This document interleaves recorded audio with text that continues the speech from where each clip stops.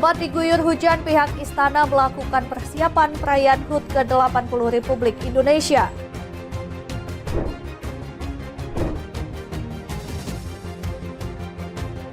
Semburan gas bercampur lumpur hebohkan warga Tulang Bawang, Lampung.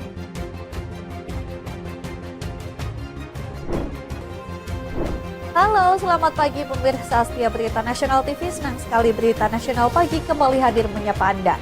Selain 3 berita utama tadi, akan ada informasi lainnya yang akan kami sajikan untuk Anda.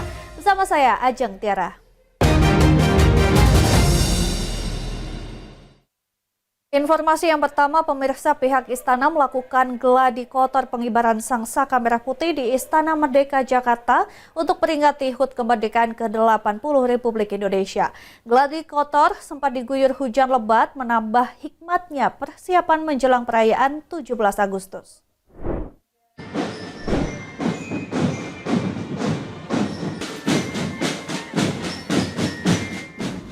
Terlihat jelas seluruh perangkat upacara tampil lengkap dari 3 matra ini, darat, laut, udara. Pas Pampres, Korps Musik, pasukan Polri hingga tampilnya 76 paskibraka dari 38 provinsi. Parade barisan diiringi hujan menambah hikmat kesiapan menyambut HUT ke-80. Bendera latihan juga telah berhasil naik dengan sempurna. Di semua prosesi hari ini kita gladi kotorkan. Memang ya namanya masih gladi kotor, jadi belum sempurna, sambil kita juga coba mengevaluasi mana yang sekiranya perlu kita perbaiki. Nah, itulah pentingnya kenapa kita hari ini sudah memulai untuk melakukan gladi kotor. Pengibar bendera dan pembawa baki merah putih baru akan dikukuhkan saat ditunjuk langsung Presiden Prabowo pada tanggal 13 Agustus besok. Kirap bendera, pusaka, dan teks proklamasi dari Monas menuju istana juga telah siap sepenuhnya. Sejumlah sajian pertunjukan akan disajikan kepada masyarakat. Istana membuka 16.000 akses untuk masyarakat menyaksikan langsung perayaan upacara HUT ke-80 Indonesia. Dari Jakarta, Galuh Anggara, Berita Nasional TV melaporkan. Ya, Kapolri Jenderal Listio Sigit Prabowo meninjau pelaksanaan Gerakan Pangan Murah Polda Banten. Kegiatan tersebut merupakan komitmen dan dukungan Polri terhadap pemerintah untuk menyukseskan program stabilisasi pasokan dan harga pangan. Selain mengecek, Kapolri juga melakukan interaksi langsung dengan masyarakat. Ia menyebut jumlah beras SPHP yang disalurkan pada hari ini mencapai 27 ton. Kapolri berharap kegiatan GPM akan terus dimaksimalkan oleh seluruh jajaran di Indonesia. Sejauh ini untuk Polri sendiri sudah mendistribusikan beras SPHP sekira 2.225 ton. Dalam hal ini, kata Kapolri, beras akan disalurkan lagi, kurang lebih masih ada 1,3 juta ton. Sebab itu, ia berharap Polri dapat membantu program pemerintah untuk mendistribusikan beras SPHP sampai dengan akhir tahun nanti. Dari Banten, Tim Liputan Berita Nasional TV melaporkan. Dan tadi saya lihat selain paket beras, dilengkapi juga dengan paket minyak dari minyak kita dan juga gula, di mana semuanya dijual dengan harga rata-rata di bawah HIT. Dan tentunya harapan kita kegiatan ini terus bisa dimaksimalkan, karena sampai hari ini Polri telah mendistribusikan kurang lebih 2.225 ton. Informasi selanjutnya, pemirsa, Pusat Pelaporan dan Analisis Data Keuangan atau PPATK memberikan klarifikasi ke Majelis Ulama Indonesia terkait terblokirnya rekening Yayasan Ketua MUI bidang dakwah Khalil Nafis.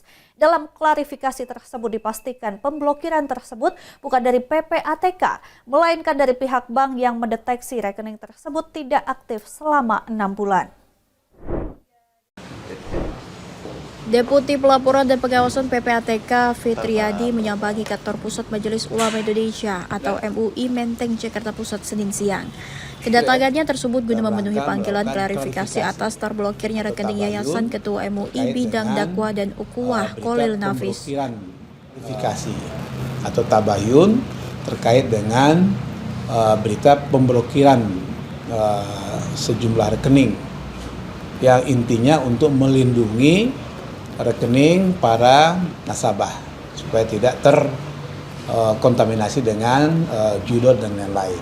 Nah, adapun terkait dengan rekening salah seorang pengurus MUI, Kiai Khalil Nafis, nanti beliau secara langsung, secara pribadi melakukan klarifikasi, ya, karena beliau berhalangan hadir. Ada kunjungan ke Kairo Mesir, ya. Nanti lewat PPATK, lewat bank yang bersangkutan yaitu BSI. Usai melakukan pertemuan secara tertutup, Deputi Pelaporan dan Pengawasan PPATK Fitriadi memastikan pemblokiran tersebut bukan dari PPATK, melainkan dari pihak bank yang mendeteksi rekening tersebut tidak aktif selama 6 bulan. Selain dipastikan sudah membuka blokir tersebut, PPATK menegaskan akan mencabut kebijakan terhadap pemblokiran rekening dorman. Untuk menjelaskan bahwa kami sudah cek, ya, di basis data penghentian sementara transaksi atau blokir PPATK, sejauh ini ya tidak ada pemblokiran atas nama Kiai Haji Khalil Nafis maupun yayasannya, ya. Jadi tidak ada yang pernah kami lakukan, ya, dan hari ini juga mudah-mudahan menjadi pelajaran bagi kita semua, ya, bahwa kita memang perlu memberikan informasi, ya, manakala diminta oleh bank, ya, terkait dengan rekening kita, ya. Seperti diketahui, rekening bank dari Ketua MUI bidang dakwah dan ukhuwah Khalil Nafis terdampak pemblokiran dari PPATK. Rekening yang berisikan dana ratusan juta rupiah digunakan untuk keperluan yayasan. Dari Jakarta, Tim Liputan Berita Nasional TV melaporkan. Pemirsa, Menteri Dalam Negeri Tito Karnavian menegaskan pentingnya kewaspadaan pemerintah daerah terhadap potensi kenaikan harga pangan, khususnya komoditas primer yang beresiko memicu inflasi. Imbauan ini disampaikan dalam rapat koordinasi pengendalian inflasi daerah yang digelar secara hybrid dari Gedung Sasana Bakti Praja, Kantor Pusat Kemendagri, Senin siang. Adapun perlunya tim ini dibentuk adalah Rakor tersebut tidak hanya membahas pengendalian inflasi tetapi juga dirangkaikan dengan sejumlah agenda strategis seperti percepatan pembangunan dan pertumbuhan ekonomi, evaluasi dukungan Pemda pada program 3 juta rumah, sosialisasi percepatan pembentukan tim tanggap insiden cyber di daerah dan fasilitasi sertifikasi halal tahun 2025. Berdasarkan data yang dipaparkan, inflasi nasional pada Juli 2025 tercatat sebesar 2,37% secara tahunan year on year dengan inflasi bulanan 0,3%. Angka ini meningkat dari bulan sebelumnya yang berada di posisi 1,87%, namun masih dalam rentang ideal 1,5 hingga 3,5%. Meski demikian, kenaikan tersebut didorong cukup signifikan oleh kelompok makanan, minuman, dan tembakau yang mencatat inflasi 3,75% dan memberikan andil terbesar sebesar 1,08%. Selain inflasi, Mendagri juga menggarisbawahi pentingnya pertumbuhan ekonomi daerah sebagai indikator utama kemajuan wilayah. Data menunjukkan Provinsi Maluku Utara menjadi daerah dengan pertumbuhan ekonomi tertinggi mencapai 32%, disusul Sulawesi Tengah, Kepulauan Riau, dan Bali. Sebaliknya, Papua Tengah, Nusa Tenggara Barat, dan Papua Barat mencatat pertumbuhan negatif. Untuk menggenjot kinerja ekonomi, Kemendagri telah menyiapkan 9 langkah strategis yang dapat diadopsi oleh pemerintah daerah. Langkah ini telah dirumuskan bersama Badan Pusat Statistik dan dapat dilaporkan pelaksanaannya melalui laman kendaliekonomi.kemendagri.go.id. Dari Jakarta, Tim Liputan Berita Nasional TV melaporkan.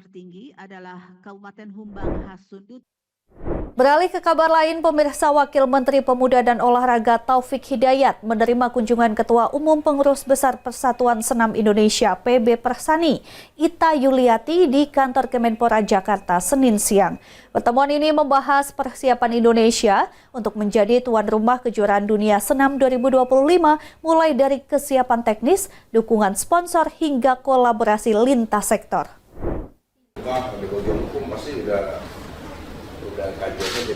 Kejuaraan Dunia Senam 2025 dijadwalkan berlangsung pada 14 hingga 20 Oktober di Indonesia Arena, Jakarta. Event ini akan menjadi panggung internasional yang diikuti oleh 501 atlet dari 82 negara, sekaligus menjadi ajang kualifikasi resmi menuju Olimpiade Los Angeles 2028. Statusnya yang prestisius menjadikan persiapan penyelenggaraan harus dilakukan dengan standar tertinggi baik dari sisi fasilitas, keamanan hingga promosi. PB Persani telah memulai langkah konkret dengan menggandeng berbagai pihak termasuk pemerintah Provinsi DKI Jakarta untuk mendukung kelancaran kegiatan. Kolaborasi ini meliputi penyiapan sarana dan prasarana, pengaturan lalu lintas, promosi event, serta dukungan teknis lainnya. Selain itu, dukungan sponsor dari sektor swasta juga terus diupayakan guna memastikan pendanaan yang memadai bagi kelancaran seluruh rangkaian acara. Kemenpora menekankan pentingnya sinergi antara federasi, pemerintah daerah, kementerian terkait, dan mitra swasta. Dengan waktu persiapan yang semakin singkat, fokus diarahkan pada 2 target utama, sukses sebagai penyelenggara dan sukses dalam prestasi. Oleh karena itu, persiapan atlet nasional juga menjadi prioritas agar Indonesia dapat tampil kompetitif. Dari Jakarta, Tim Liputan Berita Nasional TV. Pemirsa, kami akan kembali dengan informasi lainnya. Tetaplah bersama kami di Berita Nasional Pagi.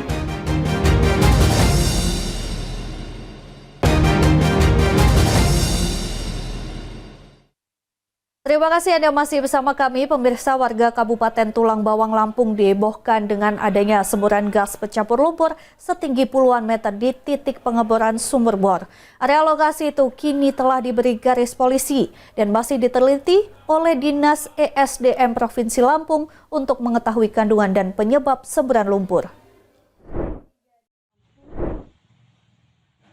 Sebuah sumur bor di Kecamatan Rawajitu Timur, Kabupaten Tulang Bawang, Lampung tiba-tiba menyemburkan gas pencampur lumpur pada Sabtu pekan lalu. Rekaman video amatir menunjukkan semburan material mencapai ketinggian 25 hingga 40 meter yang berlangsung selama kurang lebih 1 jam. Kejadian ini menghebohkan warga, sebab sumur itu telah dibor sejak Senin 4 Agustus lalu. Terlebih kejadian itu sempat menghentikan kegiatan belajar mengajar di sebuah taman kanak-kanak terdekat karena terkena lumpur. Kabid Humas Polda Lampung Kombes Yuni Iswandari Yuyun mengatakan, saat ini lokasi semburan gas dan lumpur itu telah diberi garis polisi supaya tidak ada warga yang mendekat. Pemerintah Provinsi Lampung melalui Dinas ESDM pun kini tengah melakukan penelitian dan uji laboratorium terhadap material yang disemburkan. Masyarakat di Tulang Bawang ingin membuat sumur ya, ada 4 orang. Namun pada saat pengerjaannya itu hingga hari Sabtu ada semburan. Meski sudah tidak menyemburkan gas dan lumpur hingga Selasa ini, lokasi tersebut masih diberi garis polisi. Dari Tulang Bawang, Lampung, Tim Liputan Berita Nasional TV. Ya, 2 pekan pasca kebakaran Pasar Taman Puring, Kebayoran Baru, Jakarta Selatan, para pedagang kembali bergeliat dengan menjajakan sisa-sisa barang dagangan mereka. Para pedagang pun berjualan dengan tenda darurat seadanya di sekeliling bangunan pasar yang telah terbakar ini.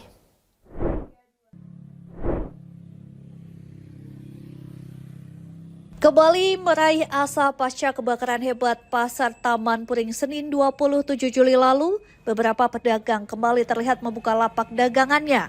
Ada yang baru kembali berjualan sejak 2 hari lalu, namun ada juga yang sudah kembali mengadu nasibnya 1 pekan pasca kebakaran. Dengan sisa-sisa stok barang yang mereka miliki, tenda darurat pun dibangun seadanya di sekeliling area Pasar Taman Puring.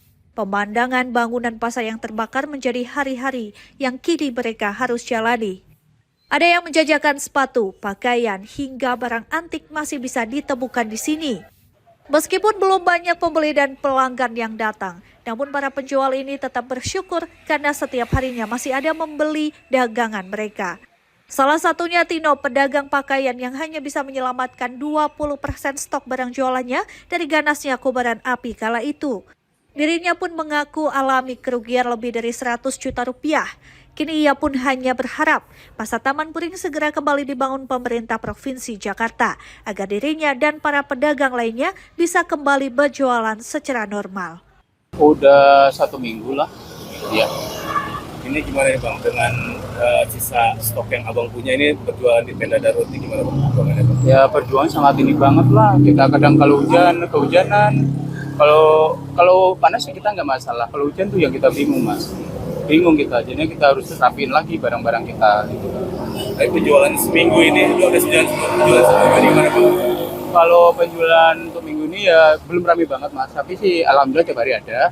Untuk customer lama yang saya ini kontak pada datang. Lumayan lah, alhamdulillah ada. Waduh, kalau untuk kerugian bisa, kalau saya pribadi ya, bisa ya ratusan ada sih mas itu. Karena ya, karena itu barang kita barang apa ya, brand lah agak lumayan. Jual pakaian. Ya.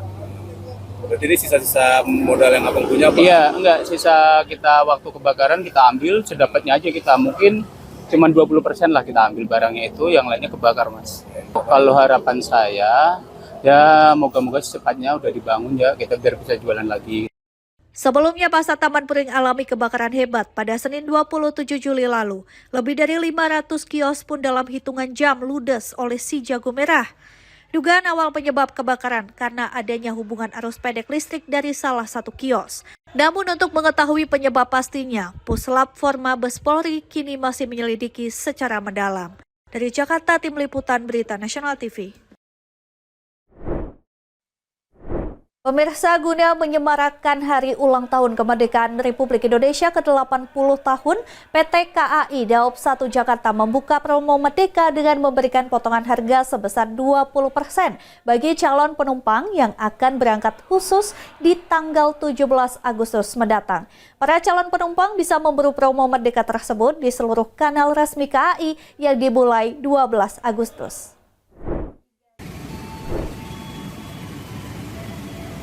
Kabar gembira bagi Anda yang ingin berpergian di Hari Ulang Tahun Kemerdekaan RI ke-80 tahun. Pasalnya, mulai tanggal 12 Agustus hingga tanggal 17 Agustus mendatang, PT KAI Daop 1 Jakarta membuka promo Merdeka dengan memberikan potongan harga sebesar 20% bagi calon penumpang yang akan berangkat khusus di tanggal 17 Agustus mendatang. Para calon penumpang bisa memburu promo Merdeka tersebut di seluruh kanal resmi KAI seperti Akses by KAI, website bookingkai.id, dan mitra penjualan resmi lainnya. Manajer Humas PT KAI Daop 1 Jakarta Ikhwan Hendri Wintoko menyebut program promo Merdeka ini merupakan bentuk apresiasi KAI kepada masyarakat dalam menyemarakkan peringatan HUT RI ke-80 tahun. Meski begitu, promo Merdeka hanya berlaku untuk KA komersial di Pulau Jawa dan Sumatera, tak termasuk kereta api luxury dan kompartemen, priority, imperial, panoramik, dan KA wisata. PT KAI Daop 1 Jakarta mengumumkan bahwa promo Merdeka akan dibuka mulai 12 Agustus 2025 sampai dengan 17 Agustus 2025 dengan potongan harga sebesar 20% untuk keberangkatan khusus tanggal 17 Agustus 2025. Promo ini berlaku untuk kereta api komersial di Pulau Jawa dan Sumatera, kecuali kereta api luxury, kompartemen, priority, imperial, panoramik, dan kereta wisata. Tidak juga berlaku untuk tarif khusus maupun digabung dengan diskon lainnya. Program ini merupakan apresiasi PT KAI dalam menyemarakan Hari Ulang Tahun ke-80 Republik Indonesia dan bisa dimanfaatkan untuk perjalanan setelah upacara kemerdekaan maupun long weekend. Masyarakat pun diajak memanfaatkan momen ini untuk berpergian setelah upacara kemerdekaan. Dari Jakarta, Tim Liputan Berita Nasional TV. Beralih ke kabar lain, pemirsa, Balai Konservasi Sumber Daya Alam Kalimantan Timur menyelamatkan satu bayi orang utan yang ditemukan warga ditinggal induknya di kebun di Kabupaten Kutai Timur.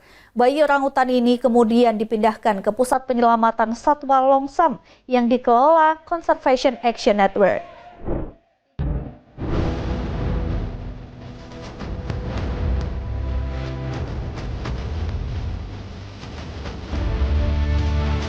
Inilah suasana penyerahan bayi orang utan dari sebuah keluarga di Desa Miau Baru, Kecamatan Kongbeng, Kabupaten Kutai Timur, Provinsi Kalimantan Timur. Keluarga ini menumpahkan orangutan ditinggalkan induknya di kebun. Mereka kemudian membawanya ke rumah dan merawatnya. Meski hanya sebentar dirawat, ada kedekatan emosional antara keluarga ini dengan bayi orangutan yang diberi nama Lukas.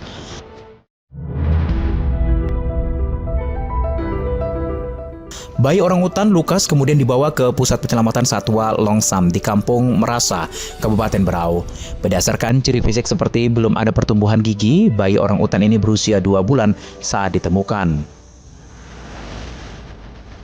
Selain harus menempuh perjalanan darat, bayi orangutan Lukas juga harus menempuh perjalanan sungai untuk sampai ke tempat rehabilitasinya. Di Pusat Penyelamatan Satwa Longsam yang dikelola oleh Conservation Action Network, Lukas akan menjalani perawatan khusus untuk pemulihan fisik dan gizinya. Sebab selama dirawat warga, kebutuhan nutrisinya tidak diketahui apakah terpenuhi atau tidak. Lukas akan didampingi tim medis dan tim perawat yang secara khusus memantau dan menjaga selama 24 jam.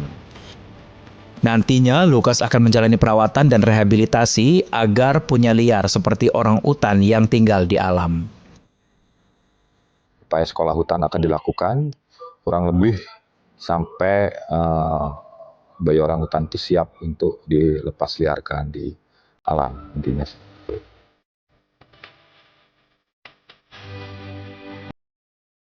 Inilah Kampung Merasa yang terletak di Kecamatan Kelai, Kabupaten Berau, Provinsi Kalimantan Timur. Di sini berdiri Pusat Penyelamatan Satwa Longsam yang akan menjadi rumah baru bayi orangutan Lukas untuk sementara. Conservation Action Network atau CAN, sebuah organisasi konservasi, menjadi pengelolanya. Di sini, bayi orangutan Lukas akan mulai menjalani proses rehabilitasi. Beragam fasilitas disediakan agar orangutan bisa berlatih untuk mengenal rumah aslinya. Bayi orangutan masih sangat bergantung pada induknya. Tak heran jika Lukas sangat bergantung pada dokter hewan. Lihat saja, bayi orangutan Lukas menggelayut manja di tangan dokter hewan ini. Pada saat pertama kali diambil dari warga, kondisi Lukas cukup baik, namun karena masih bayi, Lukas harus tetap mendapatkan perawatan intensif oleh seluruh tim di Pusat Penyelamatan Satwa Longsam. Sampai kapan bayi orangutan direhabilitasi? Biasanya orangutan yang mandiri dan bisa dilepasliarkan ke hutan itu dilakukan pada usia remaja, yakni berkisar antara 7 hingga 8 tahun. Adalah usia yang sangat baik untuk melepasliarkan. Tetapi kembali lagi, setiap orangutan memiliki fase dan memiliki perilaku yang berbeda-beda. Ada beberapa orangutan yang memang cepat untuk kembali ke hutan, artinya dia mampu memahami skill untuk menjadi orangutan liar. Ada beberapa orangutan yang memang memiliki kendala. Di kawasan berhutan ini, bayi orangutan Lukas akan menjalani proses rehabilitasi selama hampir 10 tahun. Sebuah proses yang panjang dan waktu yang lama. Kawasan seperti ini tentu akan membantu daya dukung proses rehabilitasi satwa seperti Lukas. BKSDA Kaltim menghimbau warga untuk segera melapor jika melihat atau menemukan satwa yang dipelihara warga atau terjebak hingga tidak bisa kembali ke hutan. Bayi orangutan Lukas adalah potret kepedulian semua pihak dalam upaya menjaga satwa terancam punah. Warga yang sadar dengan keberadaan satwa di sekitarnya menjadi kunci upaya penyelamatan dan juga upaya mitigasi konflik satwa dengan manusia. Sedangkan keberadaan organisasi konservasi seperti Conservation Action Network menjadi penting untuk menyelamatkan satwa yang tidak beruntung agar bisa kembali ke hutan. Dari Kabupaten Berau, Kalimantan Timur, Tim Liputan Berita Nasional TV.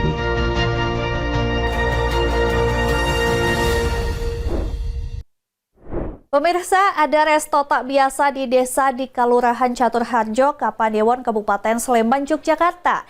Di sini ada menu klasik dari resep warisan Presiden pertama Indonesia, Soekarno. Apa menu makanan tersaji sejak tahun 1960-an dan apa keistimewaannya? Simak selengkapnya.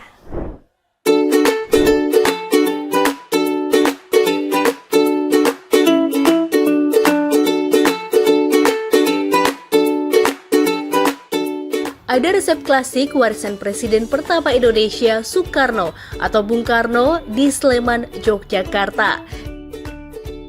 Sudah ada sejak tahun 1960-an. Sate antep merupakan salah satu menu makanan khas Indonesia warisan Bung Karno. Sate antep berbahan daging sapi dan disajikan dengan kuah santan kaya rempah, dibumbui sambal bajak khas Jawa Timuran. Sate antep tanpa bumbu kacang maupun bumbu kecap. Cara memasaknya dipanggang di atas bara. Mengenali ini sate sapi, dilihat dari teksturnya. Lalu kemudian enggak seperti sate-sate banget. Maaf batuk karena pakai sambal tambah nikmat. Sate Antep merupakan salah satu dari 1.600 lebih resep terdapat dalam buku masakan Indonesia Mustika Rasa Warisan Bung Karno. Febri Indra Lesmana, pengelola resto, mengaku selama ini sudah membuat 200 lebih menu makanan dari buku masakan Indonesia Mustika Rasa. Masak Antep namanya, dan kami ngambilnya dari buku resep Mustika Rasa. Mustika Rasa Bung Karno? Iya, benar. Dari Kabupaten Sleman, Yogyakarta, Wahyu Wibowo, Berita Nasional TV.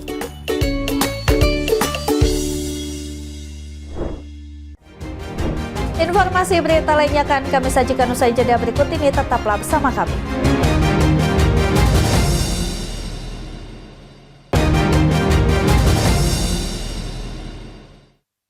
Terima kasih Anda masih menyaksikan Berita Nasional Pagi. Pemirsa, Aryna Sabalenka mengalahkan Emma Raducanu setelah berusaha keras menghadapi petenis Inggris dalam pertandingan dramatis di Cincinnati, Ohio, Amerika Serikat.